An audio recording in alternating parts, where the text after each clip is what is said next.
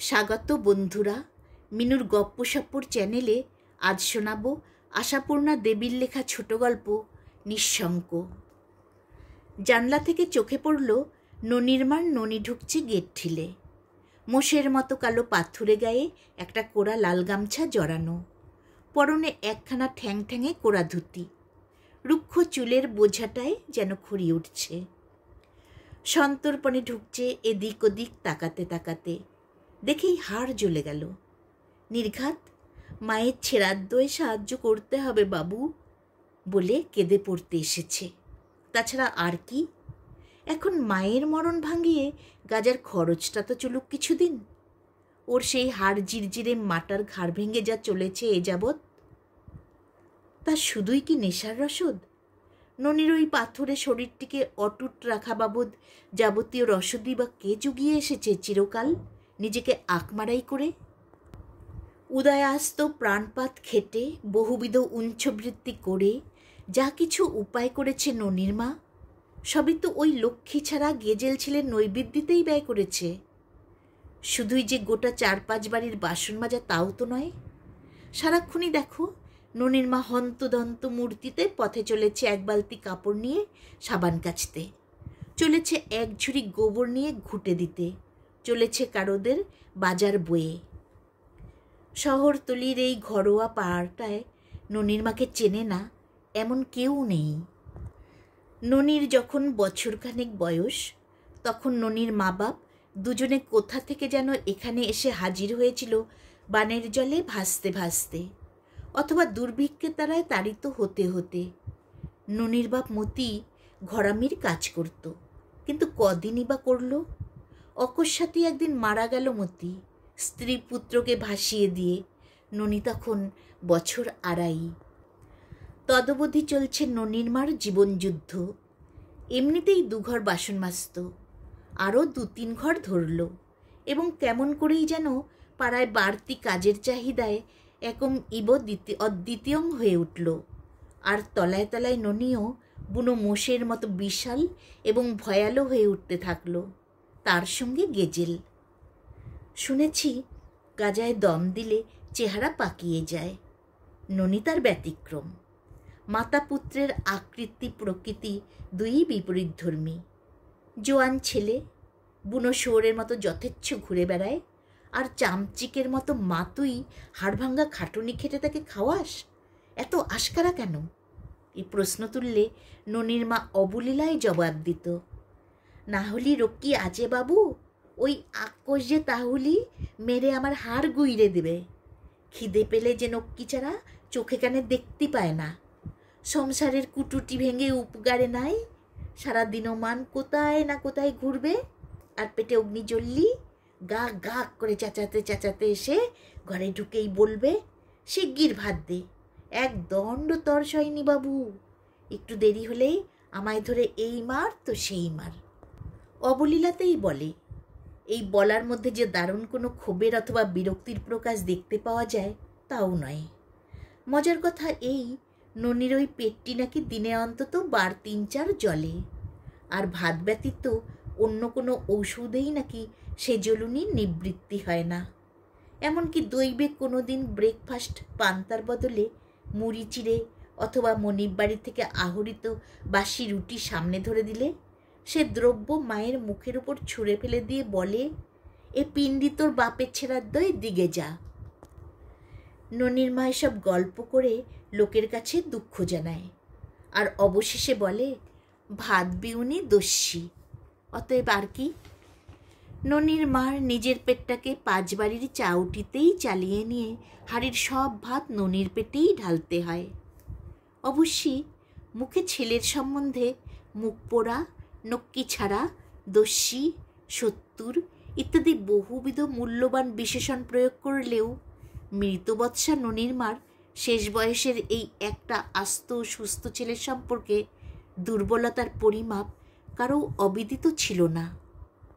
ছেলের জন্যে পাড়াশুদ্ধ দাদাবাবুদের পরিত্যক্ত শার্ট পেন্টুল জোগাড় করে ঘর বোঝাই করে ননির মা। আর ননি কী কী খেতে ভালোবাসে তার বিস্তৃত তালিকা পেশ করে পাড়াশুদ্ধ গিন্নিদের কাছ থেকে কিছু না কিছু আদায় করে নিয়ে যায়। কিন্তু এসব তো গত কথা, আদায় করে নয়, আদায় করত। কবে যেন সেদিন শেষ রাত্রিরে কোথাকার কোন খাটালে গোবর কুড়োতে গিয়ে রাস্তায় ছুটন্ত খড়ের লরির তলায় শেষ শয়ন বিছিয়েছে ননির মা। ননির মার মৃত্যুটায় এমন কিছু সর্বাত্মক শোক হবার নয়, কিন্তু মৃত্যুটা অপঘাত মৃত্যু বলেই সকলেই একবার আহা আহা করল। আর ননির মাঝে কি উৎকৃষ্ট বাসন মাজত, আর কি অপূর্ব সাবান কাচত, সেই কথার উল্লেখ করে করে সকলে এক বাক্যে এই যশবাক্যটি উচ্চারণ করল, ননির মার তুল্য লোক আর হবে না। পরবর্তী চিন্তার মন্তব্য হলো, বুড়ি মরেছে না, বেঁচেছে। এই গোয়ার গোবিন্দ ছেলের হাত থেকে রেহাই পেয়ে গেছে। যতদিন বেঁচে থাকতো সেই তো হতভাগা ছেলেটা হাড়মাস জ্বালিয়ে পুড়িয়ে খেত। তার ননির মা জ্বালাপোড়া থেকে রেহাই পেয়ে গেছে বলে যে ননি পাড়ার লোকের হাড় জ্বালাবে, এ তো আর হতে দেওয়া যায় না। ননিকে গেট ঠেলে ঢুকতে দেখে শক্ত হয়ে বসি এবং মনে মনে ভাজতে থাকি, ননি কেঁদে পড়ে সাহায্য চাইলে কীরকম একখানা শক্ত উত্তর দিয়ে জন্মের সদর আশার গোড়ায় কোপ বসিয়ে দেব। পয়লা রাত্রিরেই বেড়াল কাটা ভালো। একবার মায়া দেখালে আর রক্ষে আছে? মায়া মমতার ঘরে চাবি লাগিয়ে রাখাই হচ্ছে বুদ্ধিমানের কাজ। অতএব বুদ্ধিমান হবার সংকল্পে স্থির হই। কিন্তু একই অভাবনীয় প্রার্থনা ননির। ননির প্রার্থিত বস্তু টাকা নয়, পয়সা নয়, ভাত কাপড় নয়, শুধু একখানি পিকচার। পিকচার? অবাক হয়ে বলি, পিকচার মানে? কিসের পিকচার? ক্যালেন্ডারের? কে জানে, হতভাগা কোনোখানে দেয়ালে লম্বিত ক্যালেন্ডারে রূপসী নারী মূর্তি দেখে বিহ্বল হয়ে মরেছে কিনা। তবে ভাবটা তার সঙ্গে খাপ খাচ্ছে না তো। আমার প্রশ্নে ননিতার রক্তবর্ণ দুই চোখ তুলে তাকায়। গাঁজাখোরদের চোখ লালই হয়, ওটা কিছু নতুন নয়। কিন্তু ননির সেই লাল লাল চোখ দুটো তো ড্যাবা ছিল, এমন কোটরে ঢুকে গেল কখন? আর ওর সেই ভারী মালসার মতো মুখটাই বা এমন দড়ি দড়ি হয়ে গেল কি করে এই কদিনের মধ্যে? তার মানে উপযুক্ত রসদের অভাবে ননির পাথুরে শরীরটি ননির হয়ে গেছে, খাওয়া দাওয়া জুটছে না বলেই মনে হয়। কিন্তু সে কথা জিজ্ঞেস করে দায়িত্ব ডেকে আনতে সাহস হয় না। সত্যি মা ভিন্ন ত্রিভুবনে আর তো কেউ ছিল না ওর। কে ভাত রেঁধে দিতে যাচ্ছে? ভাতের জোগানি বা আসছে কোথা থেকে? ননির মার সেই কথাটা মনে পড়ে গেল। ভাত বিউনে চোখে অন্ধকার দেখে মুখ পোড়া ছেলে। আজকের দিনটা দুটো খেয়ে যেতে বললে হতো। না, থাক, দরকার নেই। কাঙ্গালকে শাকের ক্ষেত দেখাতে নেই, এ হচ্ছে ঋষি বাক্য। দেখানো মানেই তো খাল কেটে কুমির আনা। না না, জব্দ হোক। এবার বুঝুক কত ধানে কত চাল, বুঝুক হাত না নাড়লে ভাত জোটে না। ছেলেটার মুখটা বড় বেশি মলিন। দস্যি চেহারার লোকের মলিন মুখ বড় করুন, তবে কারুর না কারুর কিছু স্নেহ ছায়া পেয়েছে বলেই মনে হচ্ছে। না হলে ওকে শুদ্ধ করে তুলতে কোড়া ধুতি গামছা জুগিয়েছে কে? কে জুগিয়েছে প্রশ্ন করতে গিয়েও সামলে যাই। উত্তরটা পাওয়া মানেই তো অপরাধবোধের চাষ করা।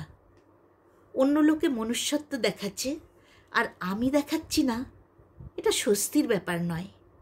তার থেকে অবোধ থাকাই শ্রেয়। অবোধের অপরাধবোধ নেই। কিছুক্ষণ চুপ করে থাকি, ননিও তাই। মাথাটা ঝুঁকিয়ে ননি তার কর্কশ কঠিন আঙুল দিয়ে মাটিতে আঁক কাটতে থাকে। তারপর নিঃশ্বাস ফেলে বলে, না বাবু, সে পিকচার নয়, ফটক ছবি। ছোড়দাদাবাবুর বিয়ের সময় সকল জন মিলে যে গ্রুপের ফটক তোলা হয়েছিল, সেই একখানা চাইতেছি বাবু। শুনে তো আরও অবাক হয়ে যাই। ছোড়দাদাবাবুর বিয়ের সময়কার গ্রুপ ফটো, সে ফটোয় তোর কি দরকার? ননি তার কোড়া গামছার কোণ তুলে চোখের কোণটা মুছে নিয়ে ধরা গলায় বলে, ওর মধ্যে মা আছে।